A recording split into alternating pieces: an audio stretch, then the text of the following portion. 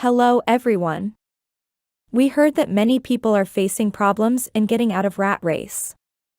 Are you also stuck in 9-to-5 job? Well, if your answer is yes, then don't worry. We will be providing you the most common mistakes you are doing in your financial life, which are actually keeping you poor, and not letting you to get out of the rat race. I am Scarlett from Strategic Finance.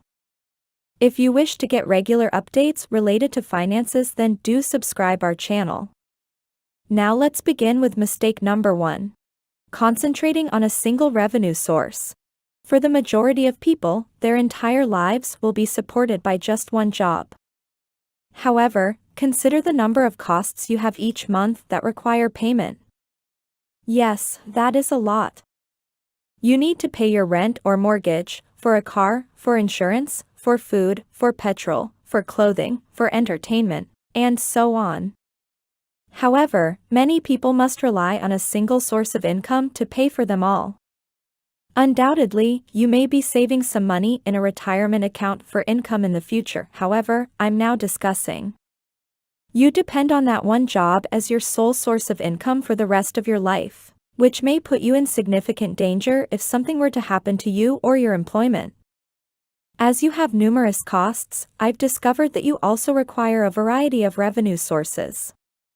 To ensure that your existing way of life can be maintained without too much worry or strain in the event that one source of income fails or ceases, you should create a financial Parthenon. As revenue rises, expenses do as well.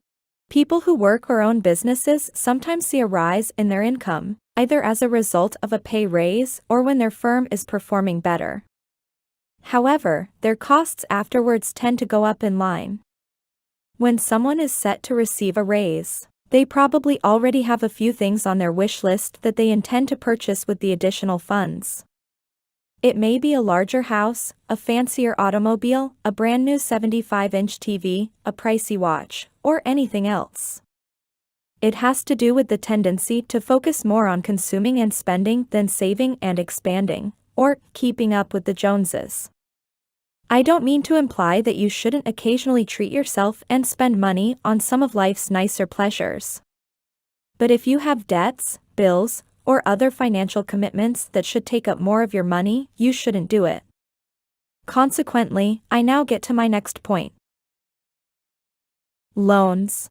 We have a lot of debt, as you can see. Everyone has it, therefore having it is natural. Plenty of it. Given how much debt we have, you might almost assume that people like it. It's normal for folks to overextend themselves to the point that they can hardly afford their monthly mortgage payment. After all, it is what our culture espouses and how the system is constructed. And if they don't take the time to study money and finances, this debt habit and cycle will lock people and their loved ones in financial chains for all eternity. You have a big problem if you aren't able to continuously save money for projects and investments. Even for highly compensated people, this rings true. Think about it, if you earn $200,000 a year and spend almost all of it on your lifestyle, then what? If you lost that source of income, you wouldn't be much better off than someone who makes $50,000 a year and spends almost all they make.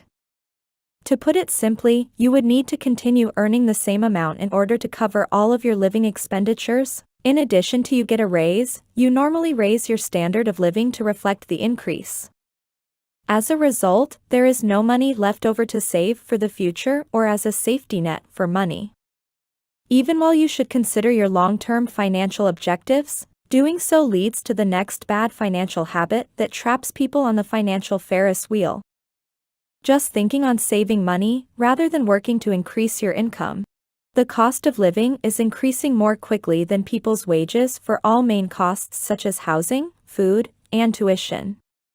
Additionally, if this pattern holds, the middle class and lower class will experience a crap storm over the course of several decades. As government funding and Social Security continue to decline at alarming rates, we'll face a serious retirement issue. However, the first things people put off in their lives are their long-term financial stability and retirement.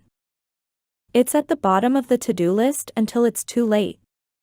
Most people rely on hope investing, where they put a small portion of their current income into a 401k and hope that all will work out for them in the later years of their life. That's a terrible strategy. Although most people spend their disposable income on a lot of stuff they don't need, they still focus a lot of their attention saving instead of earning more. As I said before, most of your ongoing expenses will continue to rise while a single source of income stays stagnant or barely rises over the years. There is a limit to how much you can lower your expenditure before your monthly savings are gone, and there is nothing left for you to cut down on. It's not just about what you save either. It all depends on what you do with your savings. Each year, the value of money in the bank will decrease due to inflation. And because they believe it to be hazardous or they lack the knowledge necessary, the majority of individuals don't want to invest. Thus, most people will act incorrectly or do nothing. Well, this should not be the way. You must focus on savings and also try to increase your income by engaging yourself into side businesses like home renting, working in restaurants, and many more. If you wish we can also make a video on the topic of most easy and high-paying side jobs, just comment below. That's all for today. Hope you got to know something new from this video. If you loved the content, then do subscribe our channel and press the like button as well. We regularly present amazing contents, so keep supporting us. Thanks for watching.